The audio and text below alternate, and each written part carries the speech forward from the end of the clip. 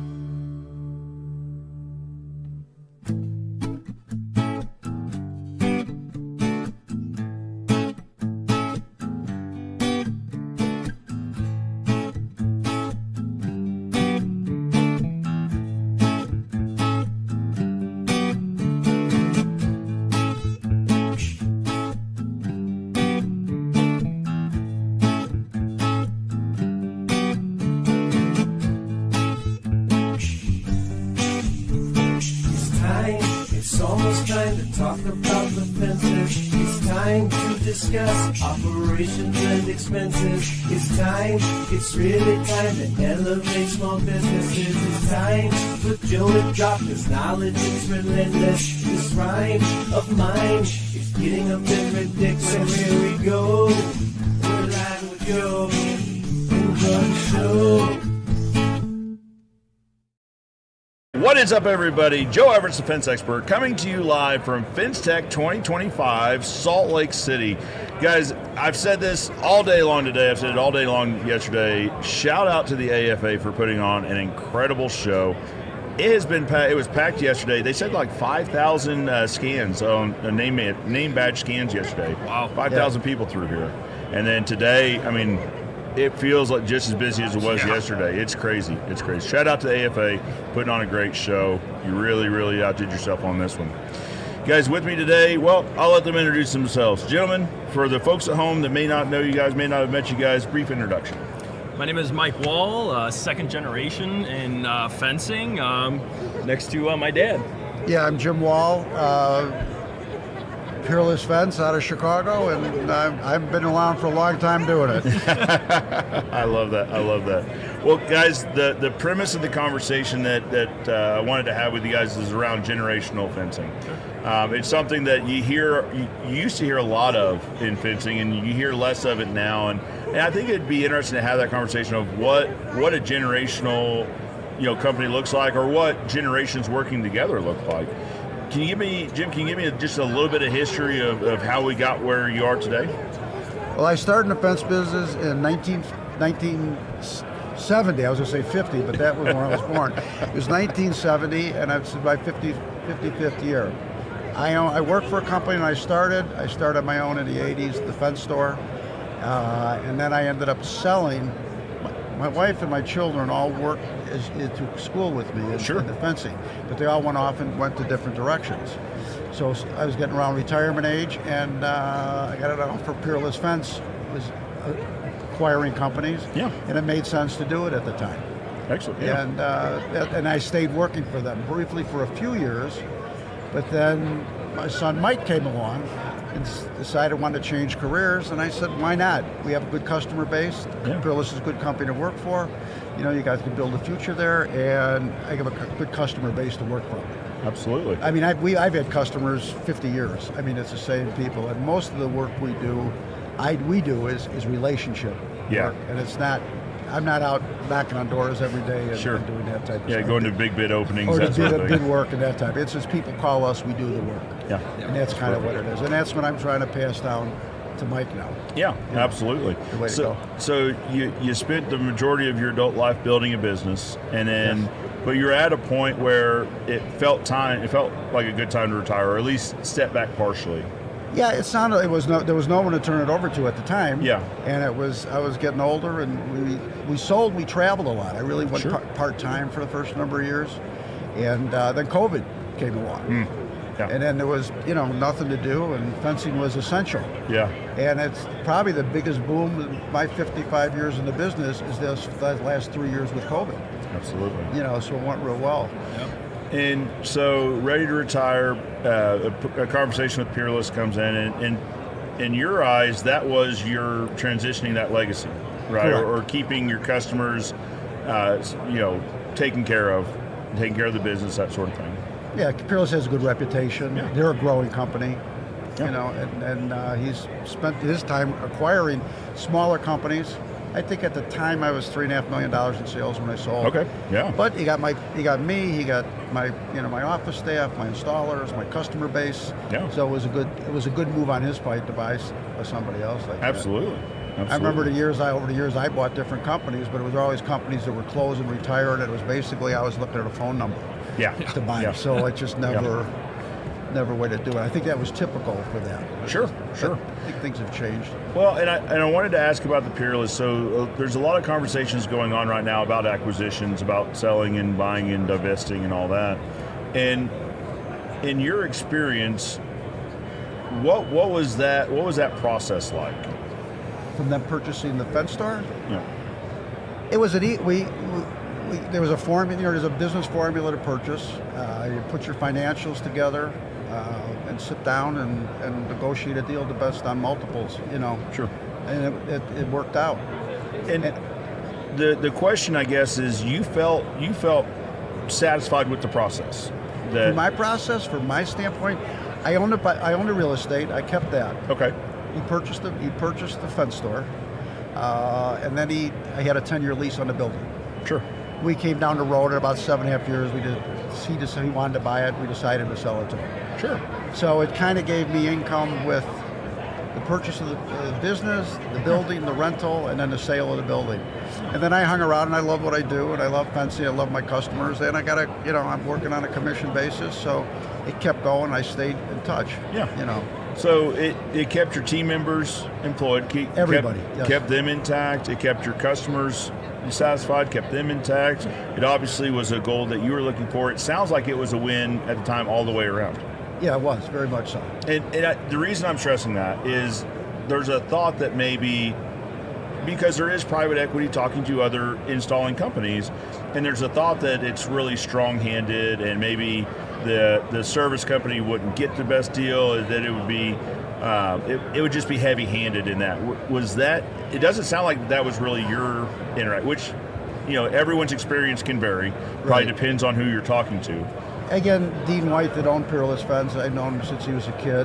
I know his father very well, so it's a good relationship, and it's always been. We've been involved with the AFA together. We've worked together on different projects, so it was kind of an easy transition. Okay. For that, And it sounded like everyone came out good in it. Everyone came out it satisfied. worked out perfect. It was good for him. It was great for me. Perfect. And now even being that involvement with the sale, it's good for Mike who wants to get involved with the business, because now Right. he's not chasing the customer base. He's got Yeah. Well, and that's a great before, because that's a great transition. I was getting ready to talk to Mike, and you just led us straight into it. Yeah. Straight into it. So, Mike, tell us a little bit about your story and how it relates to the bigger picture. So, when I was younger, I was working for him, and as a young guy, I think, we all want to have our aspiration to go do what we want to do, Sure, and I'm going sure. to show them I could do it on my own, and, so I went in a different direction, and after a while that, I realized, and kind of, the more I looked and realized was, man, there's just so much potential that's there. And, so kind of started having conversations again about getting back into the business, and kind of found myself, I was in Florida for about 3.5 years, found myself back in Chicago, and started kind of the transition, and it just really flourished, actually. And it's kind of funny, the first year, our whole plan was to transfer the whole customer base over. Little by little, he was going to kind of each year take more steps back. Yeah. And what we found out was after the first year, I kind of, pride myself myself turned into a little bit of a rock star. We just doubled our business because then I made my own customers, and we just doubled our business. Sure. And sure. So then kind of turned into him doing his, mine doing mine, and kind of just going both at it, and it turned out to be just awesome. Nice. Very nice. It really just turned out to be really great. So, your role in the company now. What's your role in the company now? Right now, we're pretty much just selling, but from the aspect of I purchase my own material to selling the job, running the crews, getting the install done, collecting the money. I mean, I am from the beginning to the very end, and because I really strive on that to make sure that every single person that I do business with, they get that connection and that customer service that, Jim's actually instilled in my brain and burned in there, that you make them happy, they're going to continue to come back every time because they're going to know I dealt with, company A that one time, and man, like I had to hound them for something, to company B, me, where it's like he's on top of it from day one. I'm not calling 5 different people, I'm calling him every single time for every step of the way. Yeah. And and it's a good, fast, efficient response. Yeah, you guys prioritize relationships. Yes. And that's the difference. Absolutely. Or one of the differences. I believe so. I think we really strive on that with our customer bases, to have that, that really, really strong, not so much bond, but just the trust, because we've been doing it with them for so long that they trust us, and we trust them, vice versa, payment-wise, things like that. Yeah. So Jim, how is the bringing Mike on? How's that process been for you and for your guys' section of the business? Working at it. I mean, for the working together. Yeah. I've enjoyed it. Something I kind of wanted. We had 5 children. I wanted one of them to end up in it, and it turned out to be Mike, and we've enjoyed it. We have our ups and downs. Sure. Especially I'm always right. As part of the problem. But we work well together. Good. We work well together. I have the experience and the knowledge, and he's learning a lot. That's why we love coming here, to see the different products, what you can find, and understand it. I got an old expression: fences talk to you. You ever got a problem, you can't figure something out on a fence? Go just as you drive down the street and you see something, you can understand how it goes. Especially something like this where you see it. And you can talk about it. So you can do any level, because we'll do anything from bumper post to large commercial. Makes a difference. Well, so let's talk about that a little bit. What does your guys' business mix look like as far as maybe like residential to commercial to industrial? Wow. Okay. Peerless has grown so much. I mean, Peerless in a whole, they're from anything. They just finished actually a $6 million job. They just finished. I think it was 9 baseball fields that they did, or something. 19, with backstops and netting, the whole 9. So as far as Peerless as a whole, they're really just all over the map of what they're doing. Wow. For me and Jim though specifically, our real niche is like restaurants and more account works, landscapers, things like that. Restaurants is probably our biggest thing. McDonald's is probably our Jim's oldest customer, that we've done business with since the 70s. You said. Yeah, and we're doing now the newer restaurants at Chick-fil-A's, the Wendy's. We're doing a lot of those. Very good. We've actually even ventured out of state doing the work. Is that right? I did a couple in Kentucky this year. There you go. We have a location in Indianapolis now, so we're doing a lot of stuff down there with it. So. Nice. Yeah. But we're small, probably small service work. I do a lot of automatic gate service work, a lot of repairs, that type of work. Okay. So you're kind of expanding out from what you had started out doing years ago. I've gone through every gambit. I think we started in the 70s or 80s. We were big with the home builders. Okay. It just whatever trend keep changing. At one point with the economy, we ended up doing a lot of school work, Chicago public school work. So it's sort of, I've kind of gone through every aspect of the area. So Jim, how do you navigate that? So you're talking about moving through different segments and timing it right. How do you navigate that? How do you know when to start looking at other areas of the industry? Well, in the 08 recession, it was the only work was out there was government work. Yeah. And I'm a Chicago-based company, and I like to work in Chicago, so that was an obvious one to go after. So that worked. So you're kind of letting the market speak to you on what pretty much so. needs are. It just depends on kind of who you run across, or what you do. I mean, we have another customer that we do I'm pouring concrete. I'm setting benches next week. You know, pouring the concrete slabs and setting benches, which is totally unrelated to fence. Sure. You know, just that type of thing. But it's work. You know, I think truly we're so far spread. A couple of years ago for the Chicago Park District, we had rented a boat for one of our installers, and he had to go out into a lake to. We're putting the aerators in for a number of the ponds. Really? So it just varied on some of the stuff that we do. But I think that goes hand in hand, though, with relationships, because we have that such good relationship with the Chicago Park District that they're just like, I know a guy that's going to be able to do it. I trust him. He's going to do a good job. Can you guys pull it off? And we were able to. Well, and some of that, it sounds like, is being willing to say yes, too. Yeah. Yeah, and not being afraid of it. I've been in construction for 55 years, so it's, you know, it's nothing, and it gives you some excitement, some challenge to figure out how to do things. Well, I say that because for a lot of fence guys, and listen, I'll probably be guilty of it. If a parks department called me up and said, "Hey, we got some aerators we need swapped out in a pond," like, what do I know about aerators? You called Ozark Fence, you know that, right? Yeah. But being able to say yes opens up doors for you guys. Yeah. Right. And we're actually trying to figure out how to put the price of the boat in for fishing later, you know, to keep it. So we ended up renting the boat. There might be like a maintenance contract on that or something. They need to check on those or something. Yeah. So just being open to do whatever you can do to service the customer. I think that's important. I think that is. I agree 100%. I mean, to be able to be a little flexible on some stuff. Right, because there's a thought, and listen, all thoughts are valid, but there's a thought that, you know, you hone in on one niche and you stick to it. Right, you just drill down into it. So, but what you guys are saying is you're open to whatever comes. That makes sense. Right. Yes, within reason, obviously. Sure. But sure. you know, and it also comes down to, you know, if I have Joe Schmo down the block asking me to do something that I'm really, you know, not, thus the aerator thing, I'm going to probably say, yeah, I'm going to take a pass on it more or less. But when it's with, you know, people that I just do so much business with, it's, you know what, I'm here to help you. I'm here to service you. Well, and that's part of the relationship conversation. Yeah, right. That's part of the relationship conversation, guys.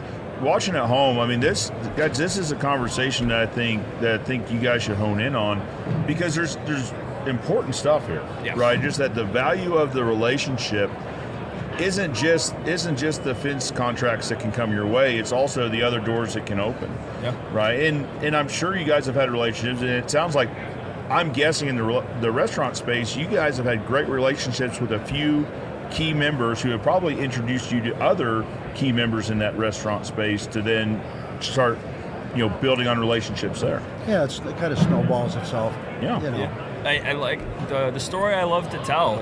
Actually, it's his story though. But in the early '70s, it was a Christmas Eve with McDonald's.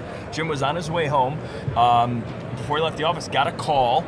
And it was a McDonald's saying, you know, we need a repair. We have a section of fence laying in our drive-through. Oh. And Jim, you know, it's Christmas Eve. He's like, all right, I'll go drag the thing out of the way. I can't do the repair today. Sure. But that opened the door to Jim doing pretty much all McDonald's in, you know, the Midwest for so many years. Yeah, for a lot of years. Incredible. You know, meeting all the head guys at McDonald's at the time, and you know, pretty much at that time they were all building houses out in subdivisions, doing, you know, the president of McDonald's, all their homes fences, because of that one little thing that he did. It turned it into just a monstrosity of McDonald's. Yeah. Jim, because you were willing to say yes. Correct.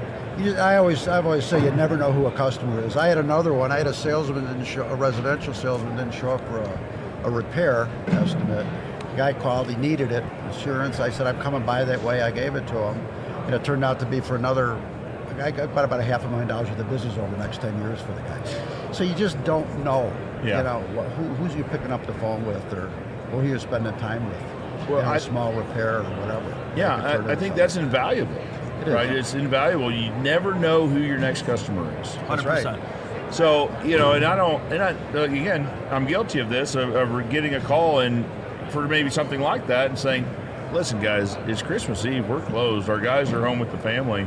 So now, as I'm sitting here, I'm wondering how many of those calls I've said no to that have gone elsewhere and flourished someone else's business. Yeah, you never know. Yeah, you never know. But the key is being able to say yes. Yep. I think being able to say yes, and I think, being able to be just open-minded with it. You know what I mean? Not knowing, you know what I mean? Whatever job you're walking into, no quick judgments or anything like that, just being open to it. Well, and sometimes it's the small things. Yeah. Right? Like it's pulling a section of fence out of the drive-through. And then that's not a 3-man job that you need to schedule a crew for. Yeah, It's no, something to do it's on just the way. it was a matter, and then you got an opportunity, with the guy. Next thing you know, you're doing multiple work, and then you're doing work for years and years with him. So. And fair to say, you've maintained the relationship. You know what I mean? Yes. It's never a one-time. It's always yours to lose sort of thing. Correct. But that opened the door to all this other opportunity.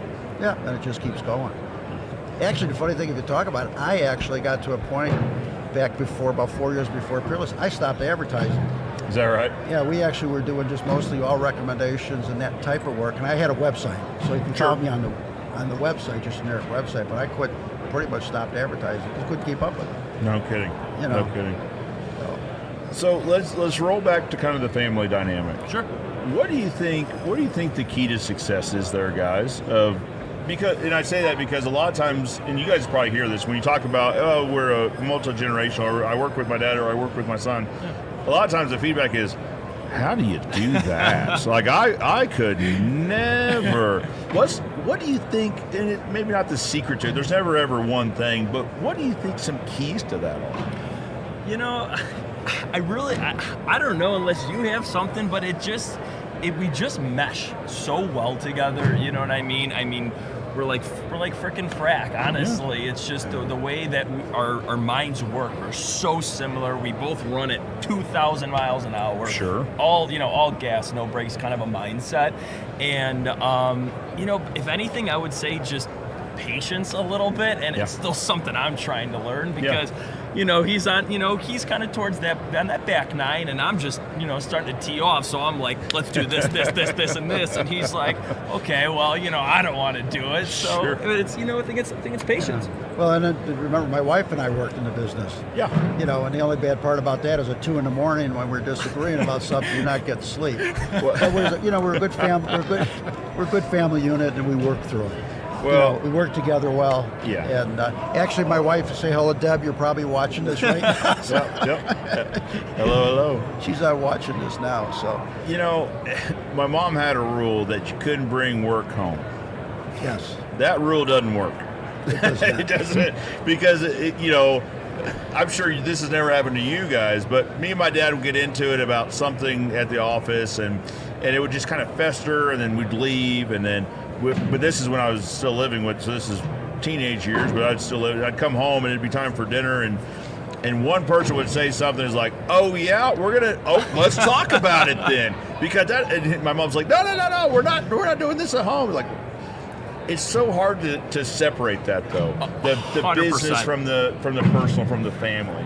It's still funny. I mean, if me and him are, we have an argument at the office where we're both going at it, he'll be on his way home. My mom's talking to him. He's like, "Oh, Mike, today I tell you." And then she'll call me later on, or I'll be over at their house, and I'll be like, "You know what?" And I'm like, I can't talk to him right now. I can't talk to him right now. And then she's like, "Okay, well, why don't we all do this?" And then mom's talking to Jim and say, "Why don't you tell Mike this?" And she's like, "Mike, why don't you say this to your?" So she's over there trying. She's got to play the mediator. 100%. Yeah, pretty much. And then my fiance, who's actually watching right now, she'll do the same thing. She'll be like, well, honey, maybe he didn't do this, maybe he didn't do that, Maybe he meant this. Exactly. Where in your mind you're like, nope. And I'm like, I know what I heard. I'm like, I know exactly what he said, and I didn't like it. So, Yeah. But then comes patience, yes. right? But then comes patience, And it's getting over it. It's like, we're family, and it's gonna happen. I truly believe that. Sure. Working with family is hard. It is. It's challenging. It is. And it's rewarding also. Actually, 100%. It's very rewarding. We all talk about it, and it's part of our life. I mean, and this particular industry becomes part of your life. Absolutely. I mean, Absolutely. most people start from the install end, and Yep. build from it. And work up from there. Yeah, Absolutely. It's Guys, there also has to be like a trust is probably a reason, right? There's an inherent trust there that you would have to build maybe with somebody else that comes with being father-son. Yeah, I agree. It was like the first about the first year and a half there was still trying to kind of learn each other how to navigate, and I mean, and still to this day there is of saying can you do this, can you not do this, whatever. But that first year and a half was really, I think, it was hard to understand that trust level, and now we're at the point it's. Because in the winters he stays in Arizona. I'm in Chicago, busting my hump, and he'll call me. This is what needs to be done, and I'm leaving for the rest of the day. I'll talk to you later, and then it's out of sight, out of mind, and the next thing I'm telling him, by the way, we're doing the job next week. Well, and maybe that's part of it too, is just trying to understand what process works for you. Yeah. It's just, and that comes through trial and error. Yes. Right, just working together for a prolonged period of time to figure out what does work. Yeah. 100%. Jim, how proud does it make you to have a son working in the business? Oh, well, I'm very proud. It's a good thing. I'm enjoying. Probably that's why I'm hanging around more, because I am enjoying working with him. Yeah. So it's giving you kind of a new energy in staying involved. It. Yeah, even though the wife wants me to retire. Yeah. But I'm enjoying working with him, and I think she's buying that scenario that we want to stay together. We'll see. Jim, I've got some news for you. I don't know many fence guys that do retire, that found the company, that built the company. There's usually a little draw there, you know what I mean, just to stay involved. Did you say that for Debbie? Deb, I'm telling you from witnessing this from my father and my grandfather, it is incredibly hard to fully retire. It sounds like you found a good mix, though. It's working good. Yeah, we are. Yeah, so it's not full-time, but it's not full retirement. It's partial. It's keeping me, and I think it keeps you young and it keeps you active, and I enjoy young 100%. people. Customers, just a challenge. In today's world, it's a challenges with all the products, all the different scenarios you can come into. It's something new every day. Yeah. Something new. Yeah. Jim, what was it like having Mike come in and introducing him to your customers? Oh, I'm very proud, very excited to do that. Yeah. I was referred to by, and I talked to anybody, I say, you hear from myself or my son Mike. I mean, those are the, And that gives your customers a level of trust. Yes. To be able to say, hey, I'm going to introduce you to my son Mike, and he's going to take great care of you just like I took great care of you. Yeah.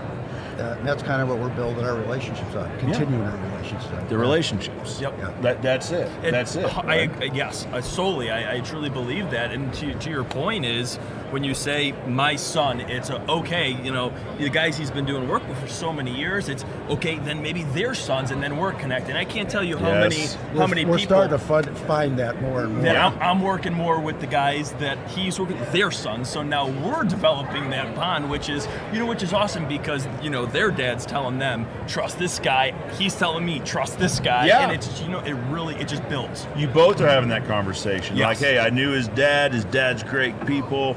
He's going to be great people. His dad always was there for me. He's going to be there for you too. Yeah, it's a feeling. So just as you guys trust each other, you're also kind of transferring that trust over to the customer. Yeah. To say, he's going to treat you just as good as I did. Yep. Yeah. And it's working. It's working. So Mike, I asked Jim how proud it was, how proud it made him to have you come in. How did it feel for you coming in, working with Dad?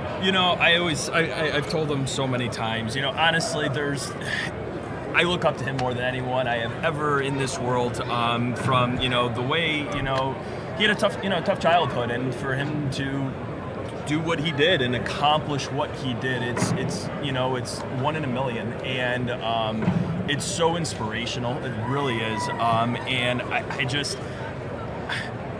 I couldn't think of a better person to ever work with than my best friend, honestly. I mean, truly, at the end of the day, because that's how we kind of view it. It's like, he's my best friend. I get to go, see my best friend every day and hang out, and it just makes me really happy.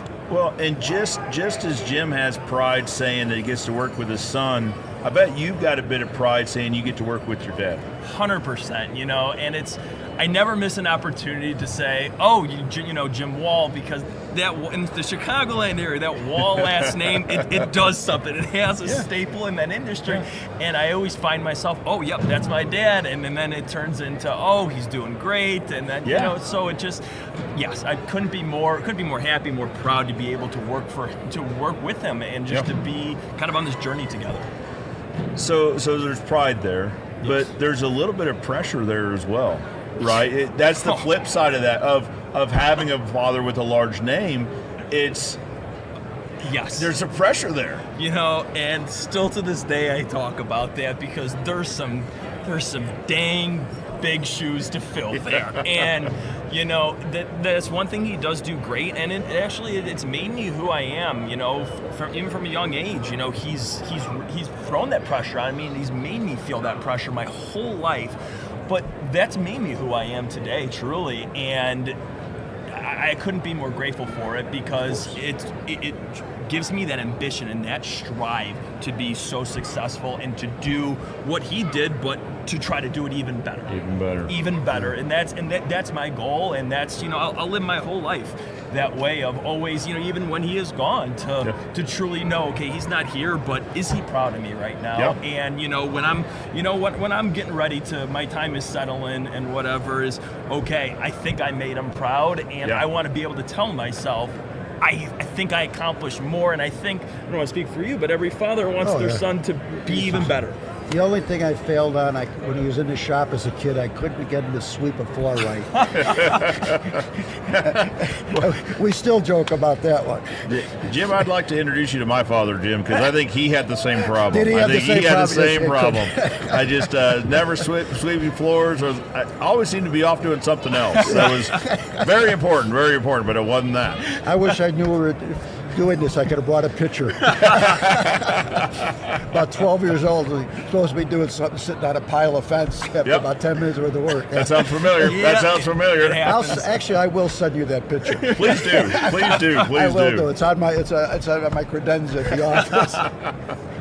Well, guys, as we start to wrap this up, let's wrap it up talking about generations, because that's really what I feel like this conversation was. Is talking about generational companies. Each one of you, this question's for each one of you individually, but we'll start with Jim. What would you say to a company that's, maybe a father that's thinking about the generation subject and maybe thinking about kids in it? What advice, or maybe they have a kid working in it, but what's some advice you'd give them on, we'll leave it at that. What's some advice you'd give them?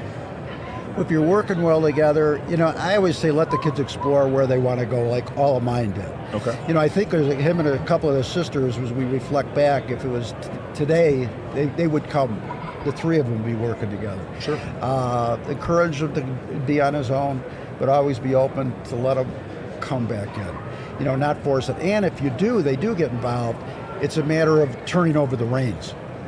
And that's probably the hardest part. I have a number of friends that are in that situation, guys my age, and they just won't turn it over. I think I've been pretty good at turning the reins over to him, a little controlling, but I have a distance. I'm not in the office every day. I'm in Arizona for 5 months a year. Yep. So I'm away and he is on his own. That's probably the biggest thing is to trust, because you got to let him run with it. Yeah, you got to give him some reins. And I've done better over the years. I mean, we've had some major projects we've done, and I've kind of let him run, good or bad. I keep gritting my teeth, but that's the only way he's going to learn. Sure. Is to do it that way with experience. So that's part of it. Let them fly. Hopefully they come, if they're interested in coming back, and then if they're working together, let them fail on some things. Just let them work together and work together. But it's hard for us. I was going to say, that's got to be a hard. It's very tough. I'm sure it was hard for your dad too. To let you just run. Yeah. Well, and to let them fail. Let them fail. But that's where we learn some of our most valuable lessons is through the fail. Like there's that thought that fail stands for first attempt in learning, right? You got to let them fail to hopefully they get that lesson out of it. Yeah, that was part of it. That's probably the best thing. Mike, what do you think? Advice to maybe advice to sons working with their dads or thinking about working in their dads in a generational company? Honestly, I would more or less go back to that patience thing, because at the end of the day, I do understand, when you have something and you build it from nothing, I don't care who you are. That's tough to let go. It's Yeah. tough. It's tough to let go, and I understand. It's understand. Yeah. It's and I get that. There's still times. There's still a few customers that he won't let me have. He's like, well, I'll handle them. I'll handle them. Typically, it's the rollover customers too. It's like there's no question about it. Yeah. But yeah. I really think it's that patience, because our time will come. Our Yep. time, as a younger guy, our time will come and it'll happen. You just gotta hold out and you gotta wait, because it's everyone's first time living here. At the end of Yeah. the day, it's everyone's Yeah. first time. We're all trying to figure out as we That's go. right. I mean, That's we right. are. Yeah. So patience. Patience. Patience is a big thing. Yep. Yeah. One thing I've said, and I'll say it here, and I'll get your guys' reaction. I know we're trying to wrap up, but I think it's worth saying. Sure. Is if there's a father-son relationship and they're thinking about what the future looks like, have the conversation early on, the father to the son, hey, here's what I'm thinking. Here's what I'm looking at. Here's the future, how I see it. And from the son, here's how I see it happening. Here's what I think. And trying to find some common vision. Yes. Because I think one thing I see happen is that conversation happens too late, or it takes too long, maybe. That, the father's saying, well, I'm 20 years from ready to be done here. Like, we'll have that conversation later. Or the son's just, the son doesn't want to have the conversation either. But if had that conversation happened, maybe the outcome would have been different. Yeah. Right? Because the story I hear is that the son gets kind of frustrated and leaves, sure. But maybe finds a home somewhere, not a home, but finds a work home somewhere else. Sure. And had at least the conversation happen that, listen, this is what I'd like to happen now. 20 years. We're not talking about tomorrow now, but I'd like for you to be a part of this. Does that sound fair? That ain't going to work. Okay. Okay. I wouldn't think so. Okay. Because there's always resistance. They want to get involved. They want to. The only thing I will say about the younger people coming in is the older people is they have the technology like that. Yeah. So I think the older people should let them take over and run with it, because that's a big part of it that I struggle with. It's definitely an enhancer. Yeah, it's definitely an a big enhancer helper, for sure. but yeah, it's the way to go. Yeah. Guys, we'll wrap this up. Thank you so much for your time. Thank you. I appreciate having both of you on. Mike, I appreciate you reaching out months ago on TikTok, of Absolutely. all places, and starting this conversation. And actually, the conversation started on a different topic, kind of all together. Yeah. And then we came to the generational conversation. I said, if you guys are going to be at FenceTech, we got to talk about this. Absolutely. So, Yeah. I appreciate this whole thing coming together. I Awesome. really do. All right. Appreciate your time. Thank you so much. Guys, thank you so much for watching at home. We've got more interviews to come. I think you're going to want to go back and rewatch this 2 or 3 times to pull out the nuggets. Relationships, patience, and just communication sound like the top 3 nuggets from this conversation. Keep your notifications on. Keep an eye out, because we'll be live here in another little bit with the team over at Greenwood to have a conversation about what they've got going on. For now, I'm Joe Everest, the fence expert, reminding you that good fences make good neighbors, and I'll see you next time.